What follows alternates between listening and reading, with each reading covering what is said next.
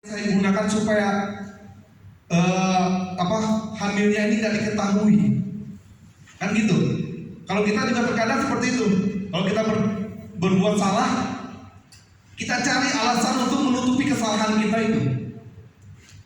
Bahkan terkadang kita gunakan kesalahan yang lain untuk menutupi kesalahan kita yang kita lakukan itu. Coba next. Ya, di dalam 2 Samuel 11 pasal yang ke-6 dikatakan, lalu Daud menyuruh orang kepada Yoab mengatakan, suruhlah Uria orang Het itu datang kepadaku. Maka Yoab menyuruh Uria menghadap Daud. Siapa Uria itu? Suaminya. Coba next. Ya, kemudian berkatalah Daud kepada Uria, pergilah ke rumahmu dan basuhlah kakimu. Ketika Uria keluar dari sana, maka orang menyusul dia dengan membawa hadiah raja. Tetapi Uria membaringkan diri di pintu istana dan tidak pergi ke rumahnya. Inilah cara yang pertama yang dilakukan oleh Daud. Daud bilang, panggil dulu Uria itu. Panggil. Datang Uria, dikasih hadiah, pulanglah ke rumah. Kenapa Daud menyuruh pulang ke rumah? Supaya Uria ini berhubungan dengan istrinya, dan akhirnya apa yang sudah dilakukan oleh Daud dan Batseba itu dapat tertutupi. Kan gitu. Ketika dia berhubungan dengan istrinya, dia mengandung, orang akan curiga. Kenapa? Orang dia suami istri kok. Kan orang nggak tahu bahwa Daud ini berhubungan dengan Batseba. Apakah cara ini berhasil? Coba next. Nah, cara ini pun gagal. Oke, next lagi. Yang kita melihat cara yang kedua. 2 Samuel 11 ayat yang ke-13. Ya.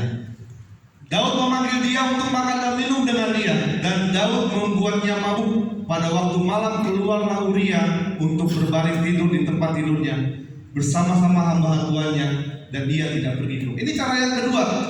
Cara yang pertama tadi dikasih hadiah, ternyata gak pergi ke rumahnya. Cara yang kedua, Tuhan ajak makan dan minum. Sini Uria, kita makan dulu. Bahkan bukan hanya makan, dikasih minuman yang memabukkan, dengan harapan, dengan tujuan bahwa Uria ini pergi ke rumahnya, berhubungan badan dengan istrinya, dan akhirnya tertutupi dosanya. Dan ini pun ternyata gagal. Coba next lagi. Ini adalah cara yang ketiga, yang saya pikir ini adalah cara yang keji. 2 Samuel 11 ayat 15 ditulisnya dalam surat itu demikian, tempatkanlah Uria di barisan depan dalam pertempuran yang paling hebat, kemudian kamu mundurkan diri daripadanya supaya ia terbunuh mati. Ketika saya mempelajari firman Tuhan ini, saya terpikir kepada satu kasus yang ada di Indonesia. Ada yang ingat? Sambo. Itu semua karena wanita. Kita lihat juga bagaimana ketika Sambo ini benci kepada Brigadir J ini, dia suruh segala macam cara untuk menyingkirkan orang ini, dan akhirnya ujung-ujungnya dibunuh. Ini juga sama. Ketika Daud sudah berpikir, aduh gimana ya ini supaya dosa saya ini ditutupi, gimana ya supaya orang nggak tahu akan kesalahan saya ini, gimana caranya? Saya kasih hadiah nggak pergi dia, saya kasih dia mabuk, dia nggak pergi juga ke rumahnya. Inilah cara yang terakhir. Daud bikin surat ke Yoab, Yoab, suruh tempatkan aja di Uria ini di paling depan. Kalau dikatakan dalam pertempuran yang paling hebat, mungkin di situ alat-alatnya sudah canggih. Dan mungkin Uria bukan di situ tempatnya seharusnya, tapi itulah rencana Daud. Makanya dikatakan supaya ia terbunuh mati. Inilah cara yang keji. Terkadang kita pun seperti itu, Bapak Ibu sekalian. Ketika kita mencoba untuk menutupi kesalahan-kesalahan kita gunakan segala cara, ternyata tidak tertutupi. Bahkan kita dapat berpikir sesuatu yang negatif dalam kehidupan kita. Dan akhirnya hal itu pun adalah sesuatu yang keji di hadapan Tuhan. Yang menjadi pertanyaan bagi kita adalah, kenapa orang yang diberkati Tuhan, kenapa orang yang dulunya seorang yang biasa Tuhan angkat menjadi seorang raja dapat berpikir seperti ini? Saya juga bingung awalnya. Kenapa kok bisa sih Daud ini berbuat seperti itu? Kenapa sih? Padahal Daud ini punya hubungan yang baik sama Tuhan.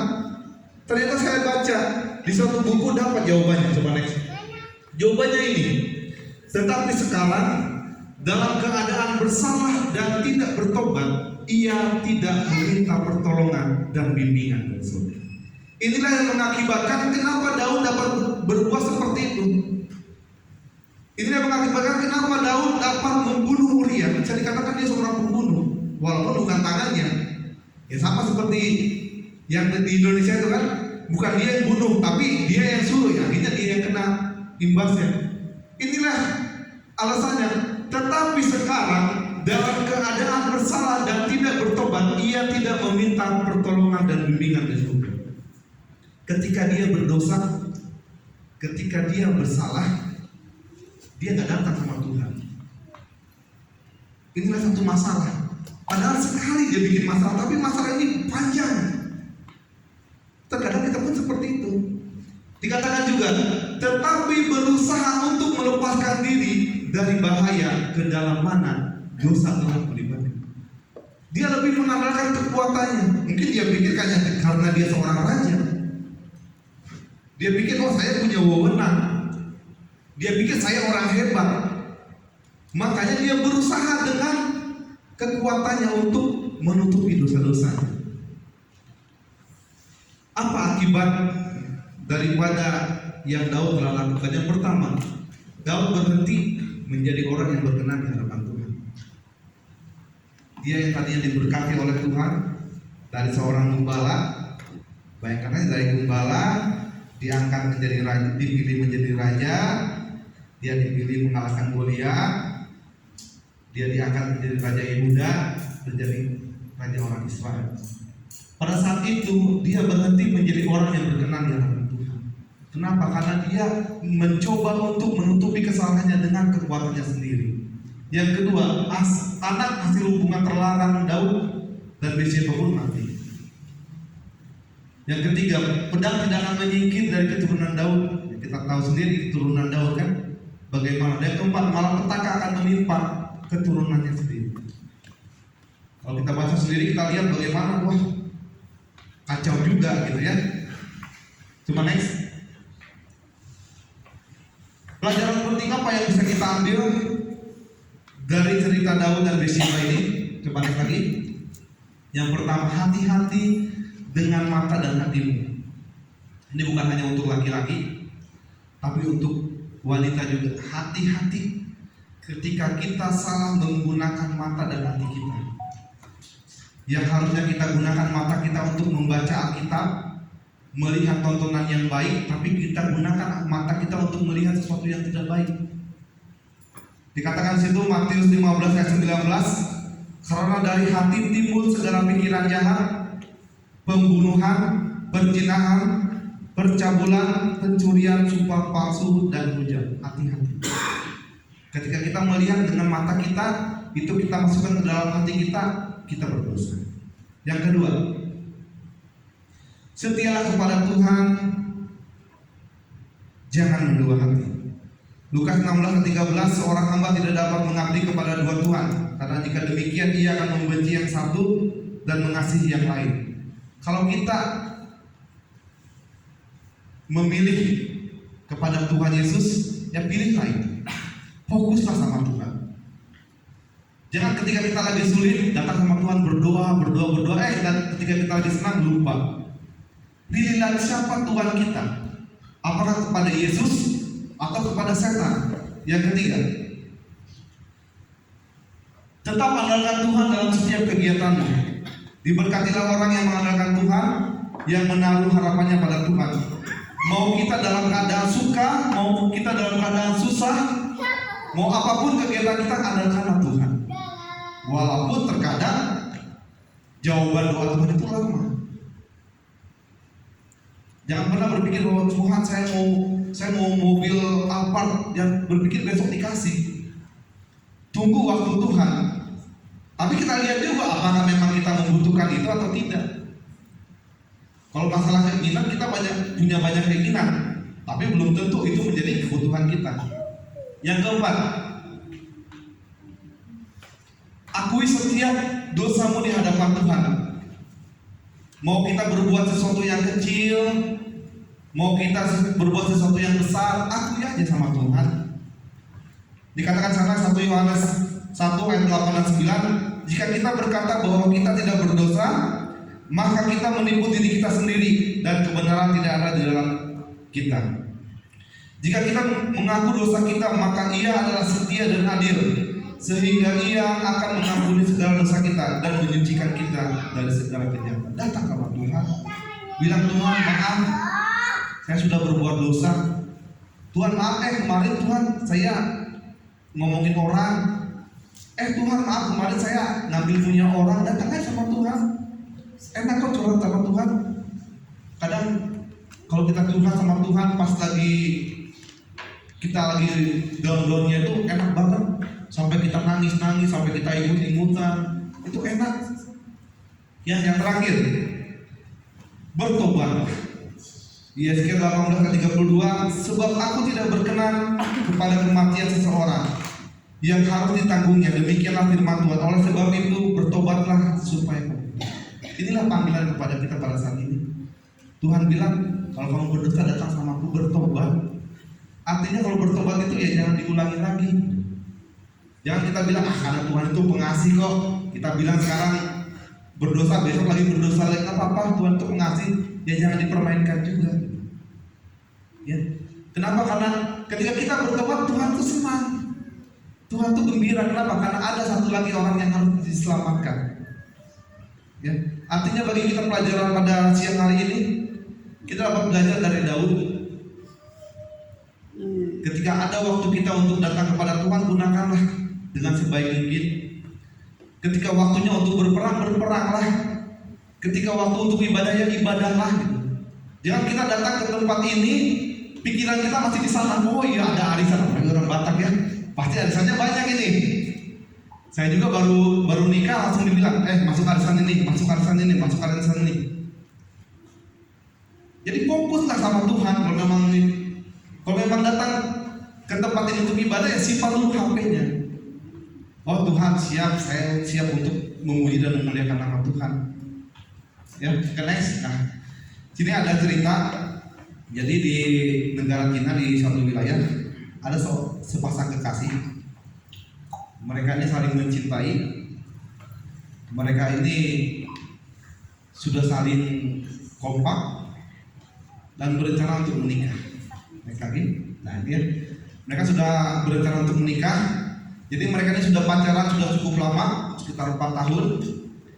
Jadi mereka ini mau menikah. Yang cowoknya ini, tapi ada perbedaan di dalam keduanya nih. Yang cowok ini orang kaya, pekerjaannya menjadi seorang manajer, sedangkan cewek ini adalah seorang yang biasa, pekerja biasa-biasa. Kalau kita kan kerjanya di toko, gitu ya. Jadi mereka sudah merencanakan segala sesuatu. Dibilang, oh iya kita nikah tanggal ini ya, oke. Oh kita nikah bulan ini ya, oke. Kita nikah tahun ini ya, official. Segala sesuatunya sudah dipersiapkan oleh mereka.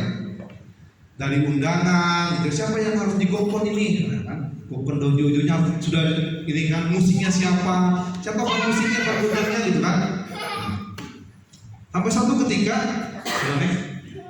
si cewek ini mengalami kecelakaan, si perempuan ini mengalami kecelakaan yang dahsyat, yang mengakibatkan dia pun harus dirawat di rumah sakit. Next, ya inilah dia. Bagaimana dia mengalami koma, nggak sadarkan diri selama berminggu-minggu, mungkin ada sekitar 3 minggu. Next lagi.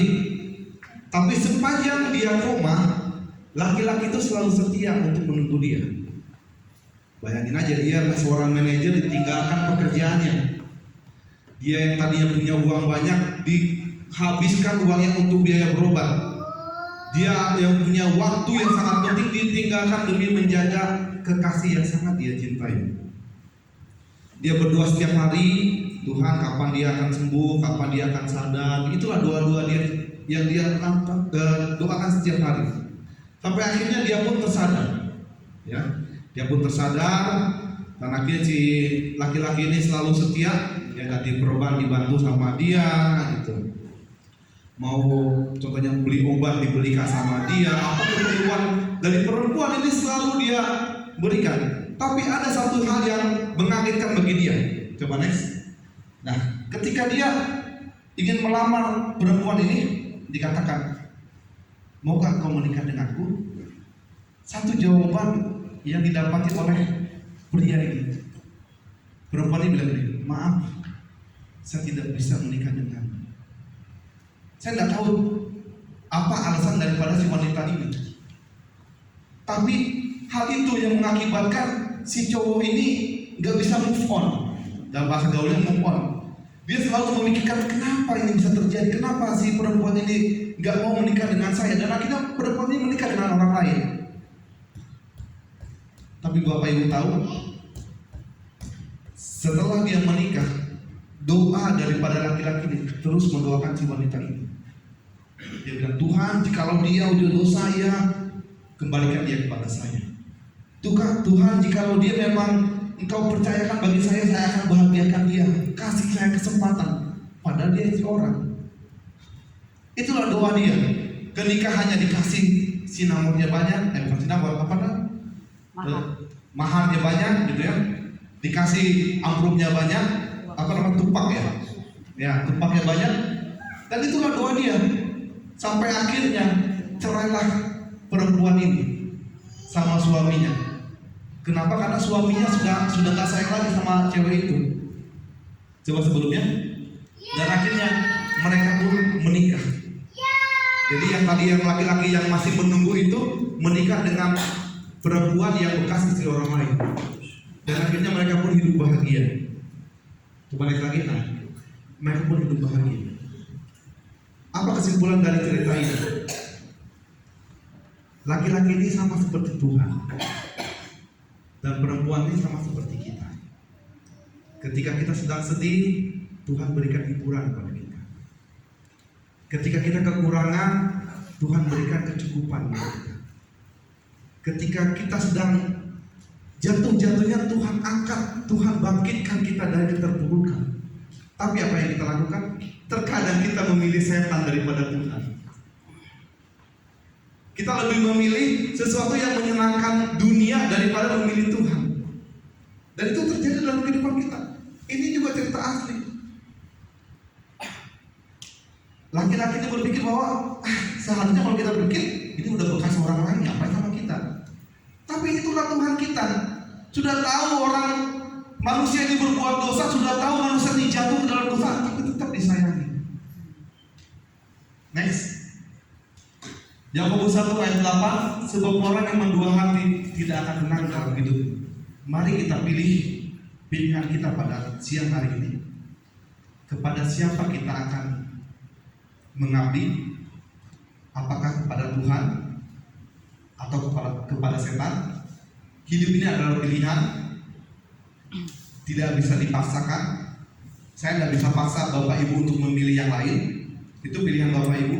Tapi pelajaran pada siang hari ini, mari kita berkaca, mari kita lihat cerita daripada Daud, mari kita lihat cerita daripada sepasang kekasih tadi. Tuhan tidak pernah meninggalkan umat-umatnya, dan Tuhan selalu sayang menunggu kita kembali untuk datang kepadanya. Inilah yang menjadi pekabaran pada siang hari ini. Kita tunduk kepala, kita berdoa. Kita berdoa. Bapa kami yang di surga, kami puji Engkau ya Tuhan pada siang hari ini. Kami sudah mendengarkan firman-Mu.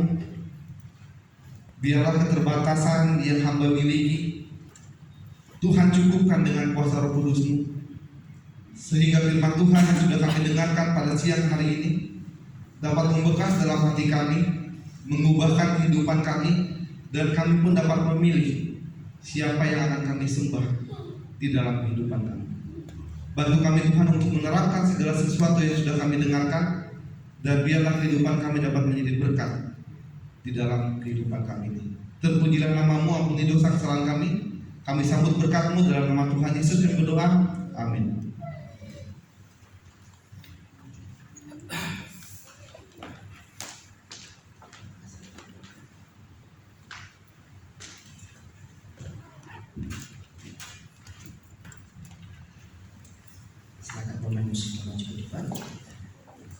Terima kasih namanya Pendeta Hendika Sibolon untuk pelayanannya pada siang menjelang sore hari ini. Saya akan semua berdiri, kita akhiri ibadah kita pada siang hari.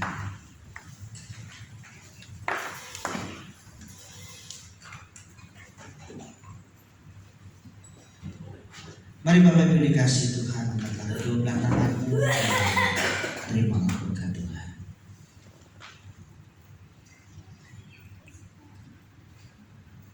Damai sejahtera yang melampaui segala akal dan pikiran, kiranya menyertai kehidupan kita semua. Maka sekarang, saudara-saudara dikasih oleh Tuhan Yesus Kristus, pulanglah ke rumah kalian masing-masing. Bawalah anugerah dari Allah Bapa di surga, kasih sayang dari Tuhan Yesus Kristus, dan persekutuan dengan Roh Kudus kiranya menyertai kehidupan kita sore hari ini sampai Maranatha. Kami mengucapkan bersama. Amin.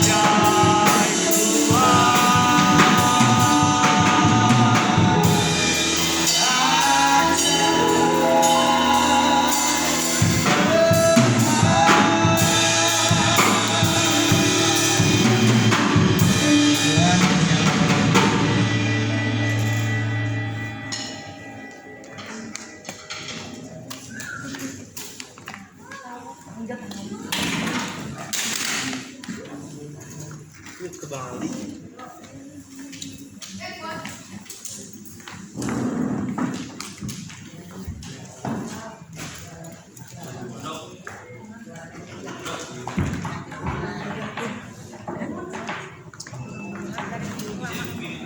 Happy Sunday. Happy Sunday. Happy Sunday bahasa Bataknya selama hari Minggu. Selama hari Minggu. Happy Sunday. Bahasa Indonesia selama hari Minggu. Hah? Selama hari Minggu. Oh, tadi saya dengar Happy Sunday. Iya. Bahasa apa itu? Ya bahasa Indonesia lah. Sok-sok. Iya, tadi saya ini. Iya. Makanya saya terlambat karena saya dibilang Happy Sunday. Happy Sunday. Iya. Ayo, Happy Sunday. Happy Sunday. Bahasa Heberna selama hari Minggu. Happy Sunday. Happy Sunday ya. Happy Sunday.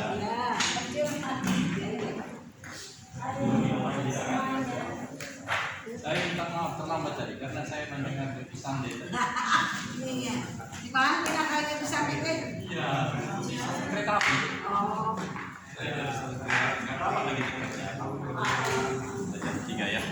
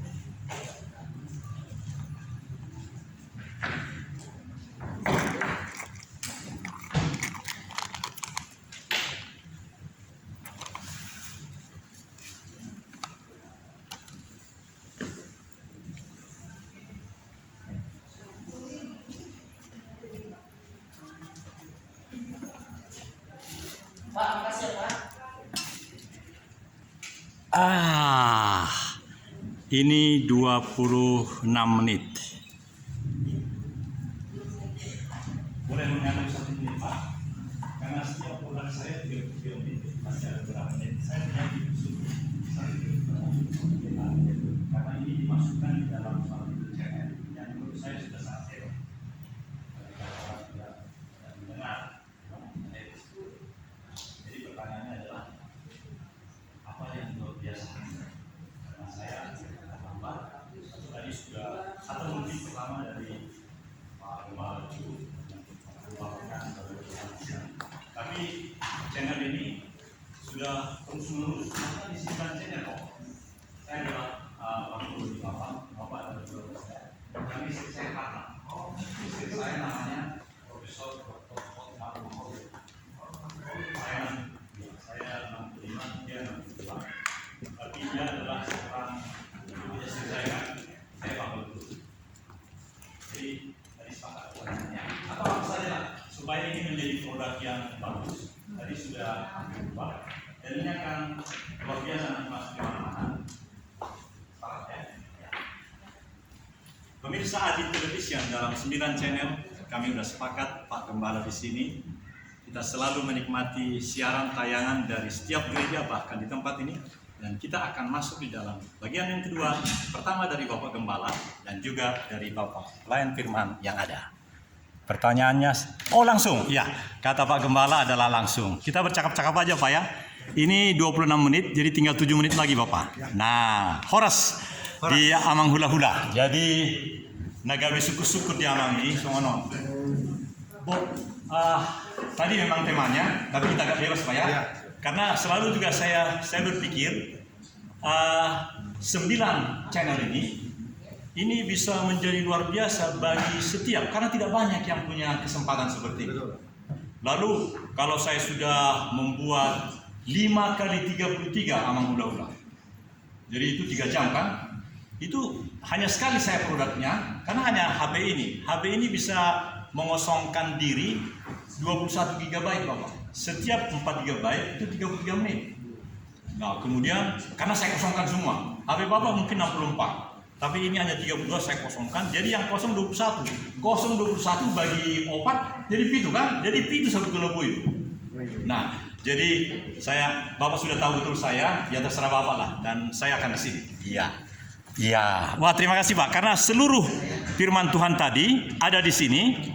Dan nanti sepulang di rumah, karena hanya di rumah bisa upload, dan paling bagus Pak, karena saya sudah sepakat dengan Pak Virgo, kami berdua agak ke atas. Nah kalau agak ke atas rupanya bagus sekali Pak, karena sinarnya. Jadi ini memang meskipun saya sudah opopu, saya baru belajar dan saya sangat mohon maaf kepada Pak Gembala, karena kalau ini lebih tinggi lebih bagus hasilnya seperti yang sekarang ini.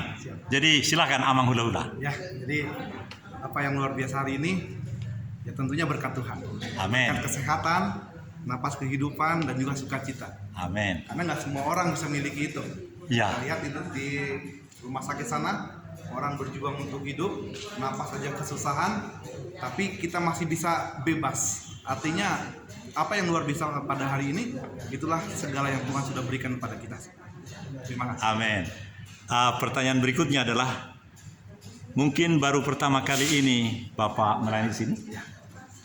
Saya merasakan, karena saya sudah berkali-kali di sini, bahwa jemaat Gereja Betel Pembaruan, Gereja Betel Pembaruan Jemaat Pentahiran, sang profesor itu namanya, mohon maaf ya, saya sebut namanya boleh kan? Profesor Emeritus Dr. Farmasi Iping Nuryadin, istrinya namanya Ibu Maria. Beliau pada saat ini sedang kita doakan terus supaya beliau bangkit sangat. Ini memang karena Pak Gembala sudah mengizinkan, Bapak sudah bernubuat aja, bukan hanya Nabi Daniel yang bisa bernubuat, Bapak pun bisa. Jadi pertanyaanku adalah, karena ini tinggal 4 menit, ahado nagabebui dohonon di Bapak di Gembala nami, bisa saya teruskan dalam bahasa Batak? Ya, karena penonton kita banyak orang Batak juga Pak. Ahado nagabebui dohonon ni Amang Padita di Huria namion molo tumbo inian asa tunggabe Roma Muse hadir gakon ni Profesor Emeritus Dr. Iping Nuryadin. Ala ibana do danga ala dong Profesor Jabu Kudam. Malah dang lomorohan roson. Nah, holat 3 menit nai mau ba. Jadi naboy mabay ni bana rotuson ako lang kuasa Roh Kudus. Amin. Molo kita kalau menang yakon nama. Kita na karejo ako lang boy menang yakon do. Tapi kuasa Roh Kudus do naboy mabay ni bana roh musyak tugar jauh. Amin. Atong las marohatta agak untuk saudi bapak. Jadi oma diskusi kami dohot amak pada kesempurna nanti. Au Kolonel Korp Ajudan Jenderal Pastor Daniel Togar Maringan Sinaga yang merawat channel ini. Dan sungguh nantikan terus apa yang kami reportasekan dari setiap jemaat-jemaat, khususnya jemaat dan nanti hari Kamis persekutuan doa Kamis dengan ulang tahun Ibu Marbun dan siapa yang ulang tahun lagi? Ibu Norma Tasarma. Terima kasih Horas. Tuhan berkati. Horas, iya. Oke. Ini bagian akhir dari ternyata masih 2 menit terakhir. Iya. Mulai tiba pada Horas. Budi do tostokin ati bia adong neng dohon di bapai alana canggih do nuaing. Alana memang sa menit nai do pion, 10 detik nai. This is my last reporting from second floor Jalan Elang 17, Bandung, Jawa Barat, Indonesia. So you may check again and again in 9 channel. Our channel is Astagatra YouTube Nusantara Television. Thank you. Bye-bye.